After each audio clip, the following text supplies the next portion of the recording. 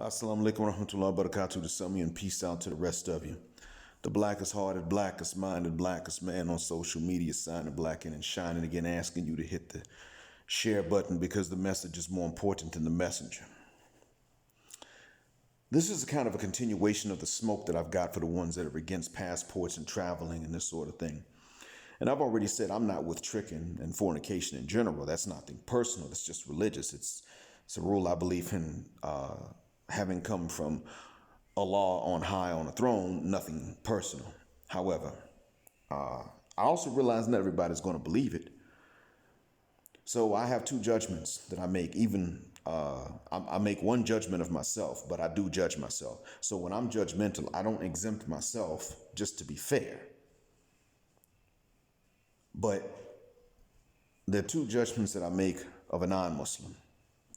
I judge by what we're supposed to do.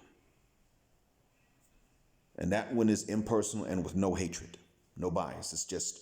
I'm just using the rules we were given. And I judge myself accordingly as well. But I also have a judgment that I make of them that's a bit more, I understand it to be a bit more binding according to them because I judge them by their own rules as well. I judge what others do by their rules. That's why if I see a Methodist eating pork, I would say, well, it's in Deuteronomy. You can't do that. But did you know that?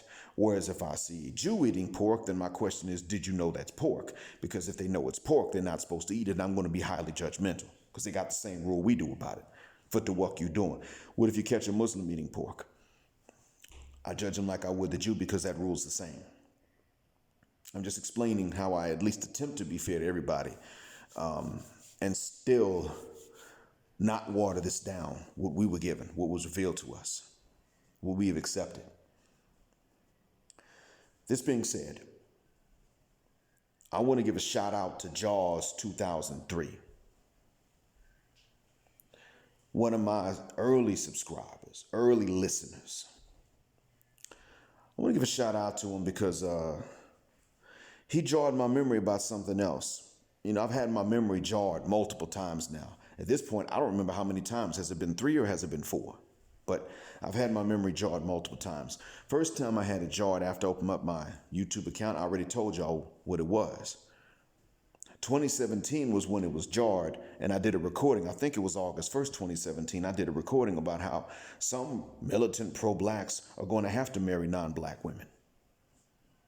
Now, I was trying to be neutral and fair in case there were women that had to go through the same thing. But now, understanding more of the red pill than when I did previously, I was like, no, I'm one-sided. Sisters have options. We made it too easy. It's brothers that don't have them.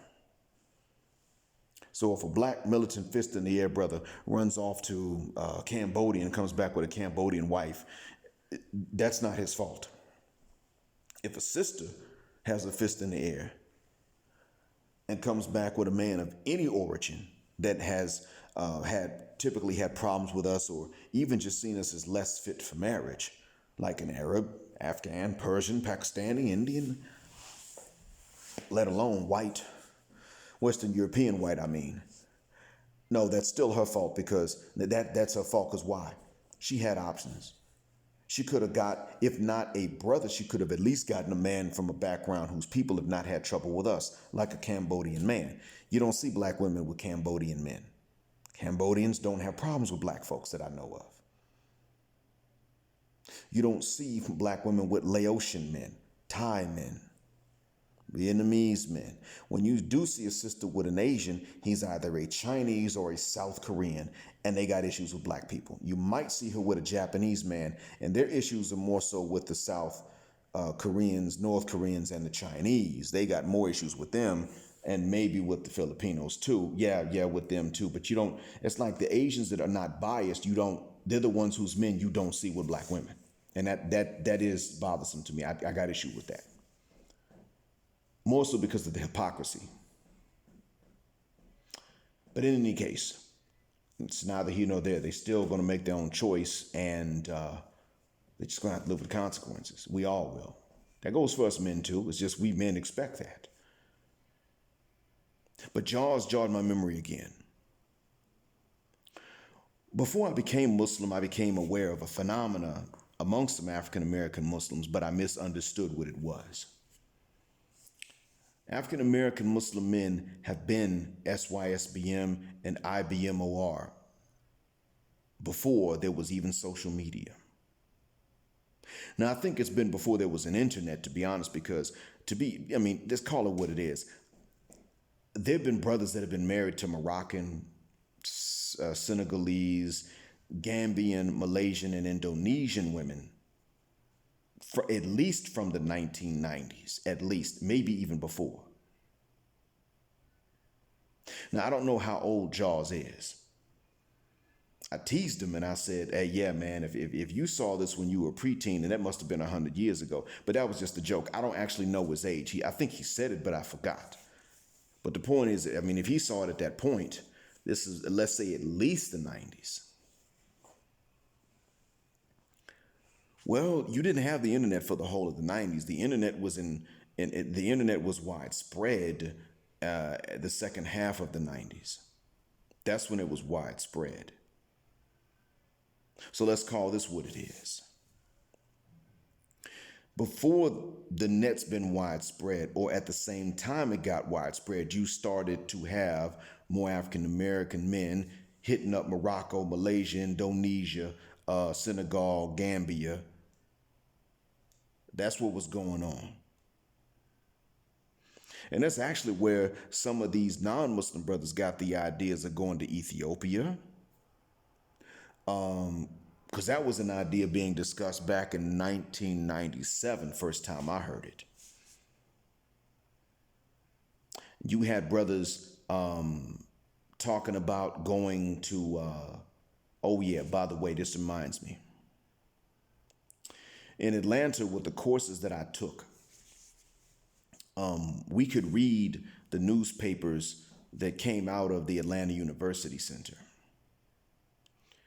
Ironically, I remember the Morehouse Maroon Tiger, that newspaper. I remember that one more because we had more access to it. I think the issues came out more often.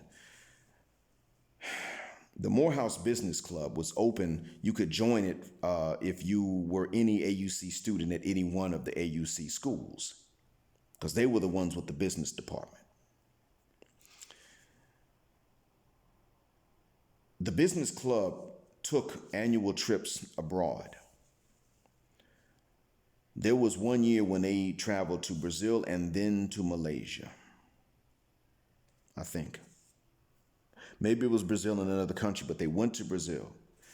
Gentlemen, let me tell you, when they went to Brazil, they came back when it was over. They went during the school spring break. At the end of the spring break, they returned to Atlanta to start class with the rest of us. This is what wound up happening.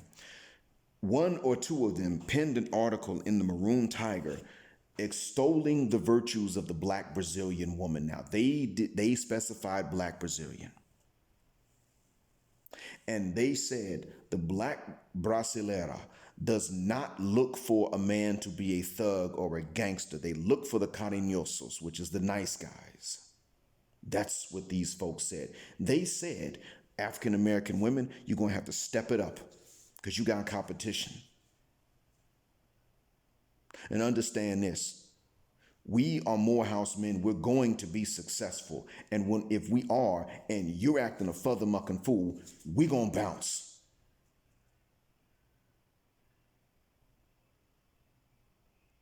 Now, it wasn't taken that seriously that school year, but the following school year, it was taken a bit more seriously. I remember the discussion. Then something else happened. See, my cousin went to Morehouse. He's older than me, though.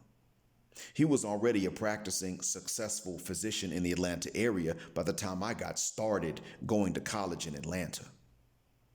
He, being a Morehouse man, you can tell a Morehouse man, but you can't tell them much.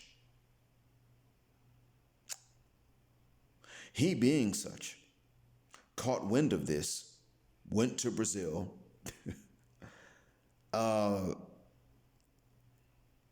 and he did the whole thing. I mean, he mongered, and he also, just got some girlfriends.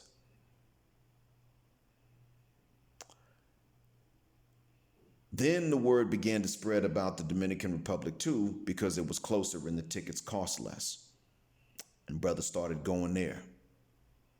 It started with that newspaper article, and that was the late 90s. And this was after there was already a pattern of African American Muslim brothers getting wives from these other nations I mentioned. Again, Morocco, Malaysia, Indonesia, Senegal, and Gambia.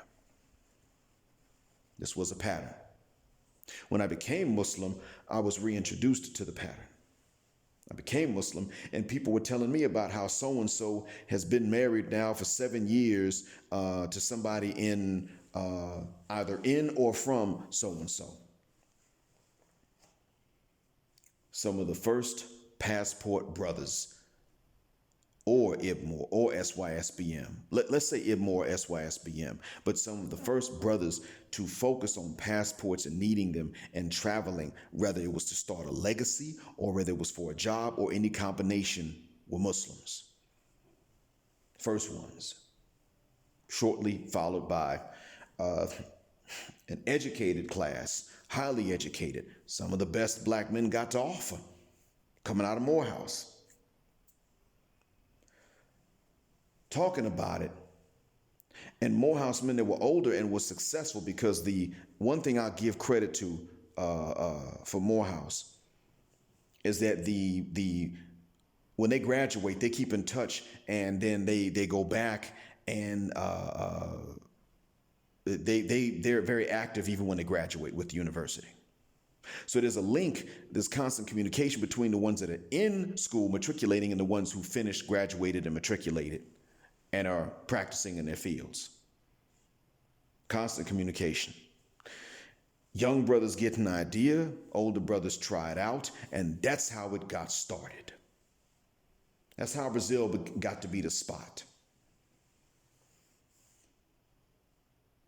Later on, it expanded to the DR, CR, Colombia. And all of this was after it was already some African-American brothers traveling and marrying ladies and either staying in those nations or bringing those ladies back to the West, i.e. the United States. But no. So what that means is this, and I'm done. Didn't Minister Jap take his Shahada at one point? Was he not a Muslim at one point before he decided he was going to go ahead and, start drinking in the clubs again and fornicating? And I'll be honest, I mean, if he was a Muslim and he gave that up, that would explain a lot. No wonder it's easy for him. Because when you leave Islam, the devil makes the world, certain things in this worldly life easy for you. One of them being the opposite gender. So, I mean, hell, I am here to see Ali. Some things got easy for. And then other things also become very difficult as well. That's what it always happens. If you are a Muslim one day and then a few months later you're not, certain things in your life are going very, very easy that they never did before. But other things that were easy are now difficult. Let's take that video, for instance. It probably is not him, but he'll never be able to shake that.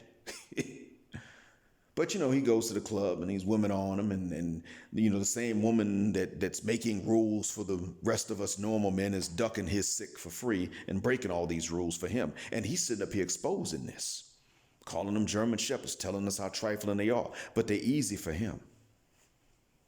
So he's being used as a source of information, so to speak. But why would he have a furthermucking thing to say about something that was started by Muslims that even now non-Muslims are learning from and benefiting from?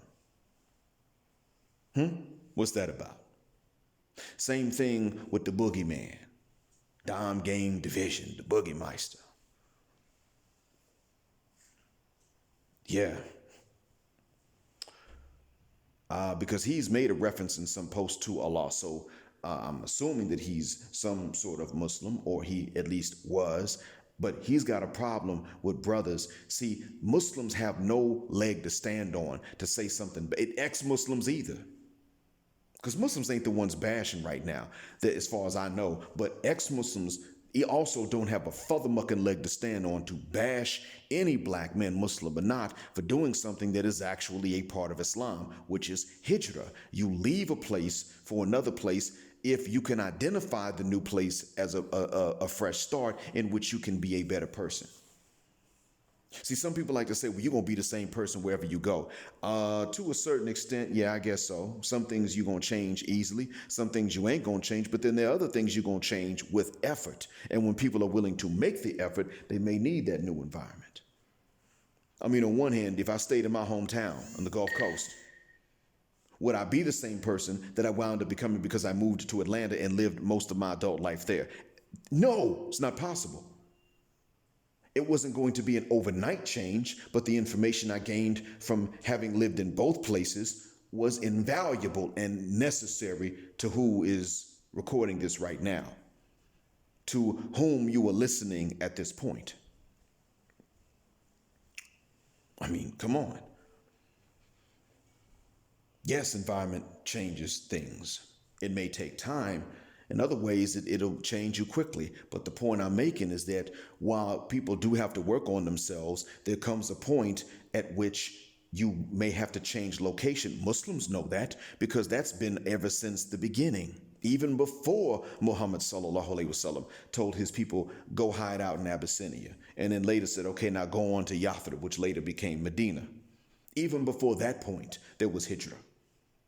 Because we have the story of the man who murdered 99, decided I want to stop being a murderer, killer, bad temper, furthermucker, terrorist, and all that. So he went to a scholar of his own religion and he said, what do I do and how do I start over in order to actually repent?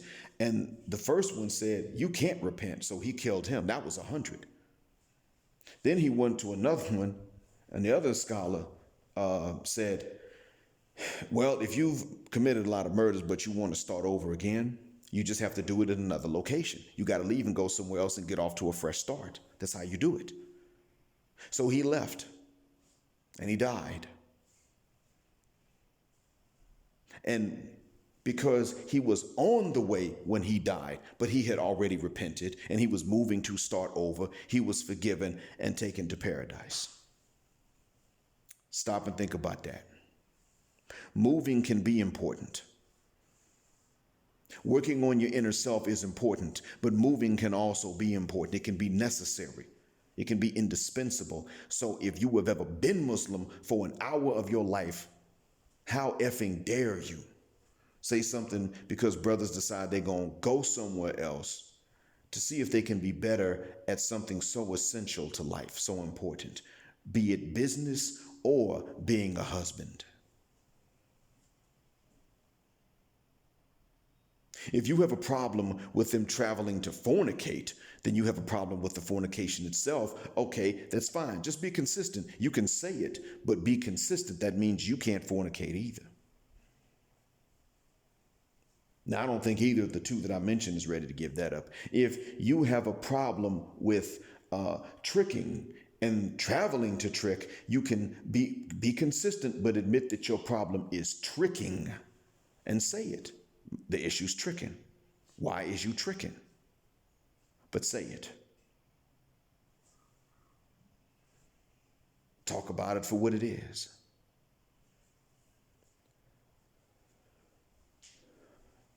You have a problem with tricking. Say that you have a problem with tricking. Admit that you got a problem with tricking.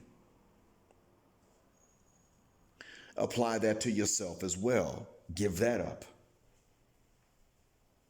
But the traveling part is never the issue. That's the part that actually can help somebody to improve themselves. You talk about self-improvement. That's necessary. Especially for you, Mr. Boogeyman. I mean, you got a chance to travel and shoot people, or at least you said you did. So, does that really help you to self-improve per se? If it any more than someone else who travels to not only see that there are better women out there, but also maybe better business opportunities or simpler ways to live if your money goes further. And of course, the women sort of take care of certain things and they're better. What's wrong with that, man? I know what it is. And I'm gonna tell you guys straight up. Because of the way that we are raised by Ratchet Isha, Boom Shika, Bon Quisha, and sometimes even Sophista Ratchet Sapphire, we grow up and we just have to be better than somebody else. And so these guys, while they may not hate you, especially Minister Jap, probably doesn't hate most of us. I think he has more compassion for us even than the boogeyman. I'm sorry, Minister Knapp has more. I'm saying that because the YouTube algorithms may turn around and flag the video. But I think Minister Church Check-In may have more compassion for the normal man than even the boogeyman does. However, let me tell y'all this.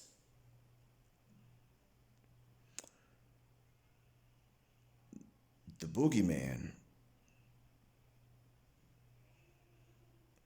he definitely has to be better than somebody and talk down to someone, not even for things that are within the control per se, but he has to talk down to them because of how women react to them. And he has to say, well, it definitely is you. It can't be them. It can't be anything that they've done wrong because they ain't done nothing wrong. It's you. It has to be you, even if you didn't know what it was. Even if you're not getting this anywhere else you go, it's got to be you.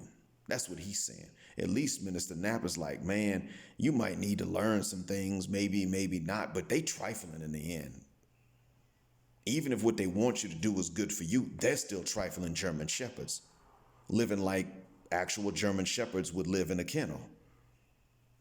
Just trifling, no furniture. No trash can, no trash bags, pests all over the place. But their closet's on fleek, though.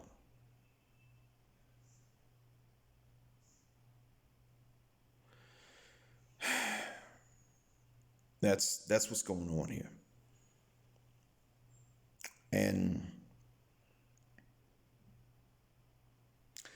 the thing is this, I think Minister Knapp, when he's with a lady and her phone rings and she sighs and rolls her eyes when she sees the number in the caller ID, and he says to her, you need a minute to take that, and she says, no, it's just my nigga, and I'm tired of him. I think that he at least has some compassion for the guy that's being lied to and being used. And so he records and he says, look, I'm digging them out, but this is what they doing. The boogeyman sits up and says, well, it's on you because, you know what I'm saying, you wasn't in the gym. You know what I'm saying, you wasn't on your purpose. You know what I'm saying, you ain't self-improve. You know what I'm saying, you giving off creepy, rapey vibes. You know what I'm saying, you bitter, you butthurt. He's got to just talk down to someone and exonerate them. And to do that simply because you have daughters is actually not wise. I got daughters. I got a son. I got to be fair to all three of them, both genders. My son has certain responsibilities on him. I tell him. He admits it. My daughters have certain responsibilities. I tell them. The older one, old enough to understand, admits it. And guess what? To their credit, they get along well with each other. And I'm glad for the bond that they have. And I have to say to them,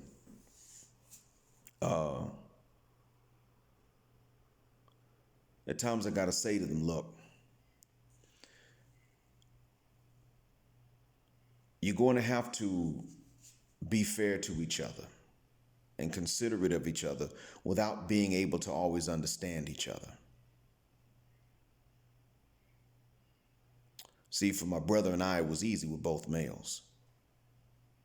It was actually easier for me because I was also older. They don't have that.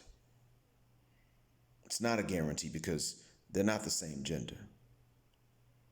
But one of the things I've said is that you have to be, in order for you to have a better marriage success rate than either of your parents, in order for you to have a marriage like your grandparents, meaning my parents, what you must do is you will have to be considerate of the other gender, how they were made versus what they have control over. And they've admitted this. It was a hard thing for me to do, but I had to do it. It was hard for me to say certain things about what these wicked witches of the West want. My daughters are Western females and will be Western women. If they screw up, I have to admit they screwed up too. Now, I don't have to tell you their business, but I have to at least admit to myself and admit to them, you ucked up. If my son does, I got to admit that at least to myself and to him, even if I don't tell you his business. What I'm not allowed to do is sit up here and look at my daughters and say to myself and make the decision that because I love them, I'm going to turn around and just start pointing the finger at men for things beyond their control. Just like I'm not allowed to look at my son and say, well, since he's the same gender as me, I'm going to turn around and point the finger at women and just blame everything on them even when they didn't do it. No, I had to look and see who actually has the control. And this is something that Minister Knapp has been able to do, but he still, at a subconscious level, gets off on being the guy with whom they cheat, as they roll their eyes when they get the phone call from the men on whom they cheat.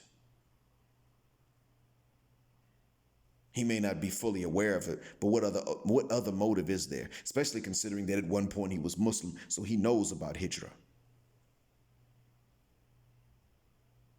Mr. Dom game, well, I'm sorry, but he just outright just gets off on it.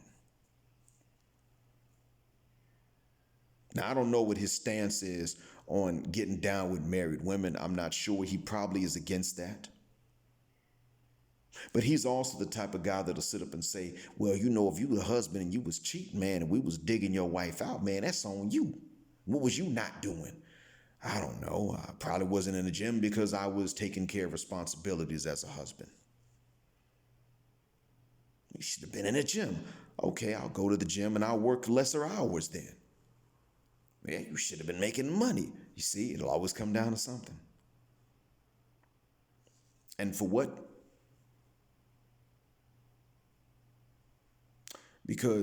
Not because he has daughters, but because he's decided as the father of daughters that he just ain't gonna hold women accountable. Not because he has daughters, but because he's decided to let his love for his daughters control him instead of him doing the right thing.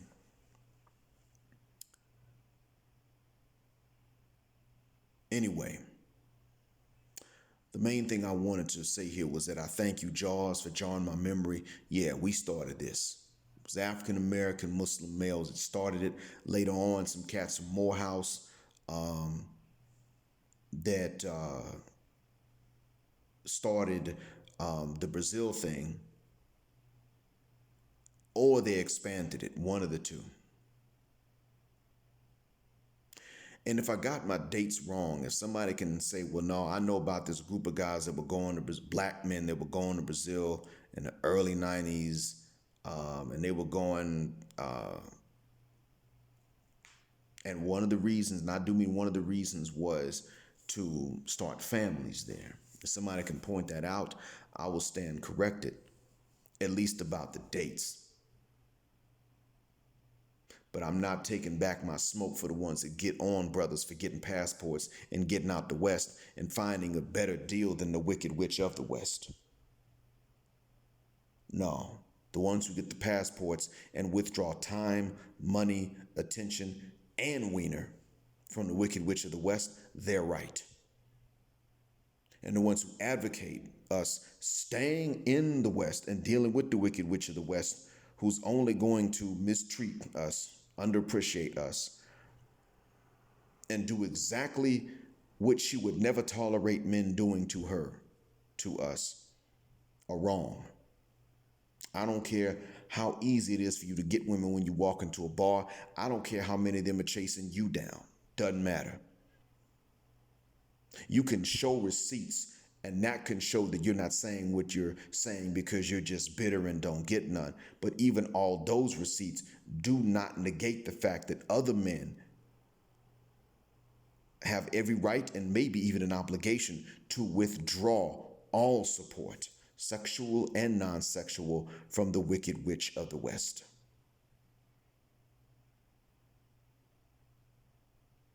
Bitterness, even if I was saying this out of bitterness, so further muck and what, I'd still be right.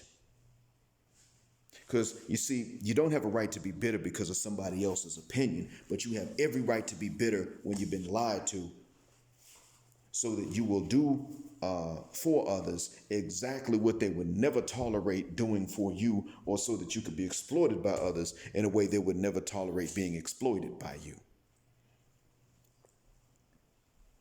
So even if we were bitter, so further mucking what? We probably aren't bitter enough. So again, fit the guck out my face with that sure bit.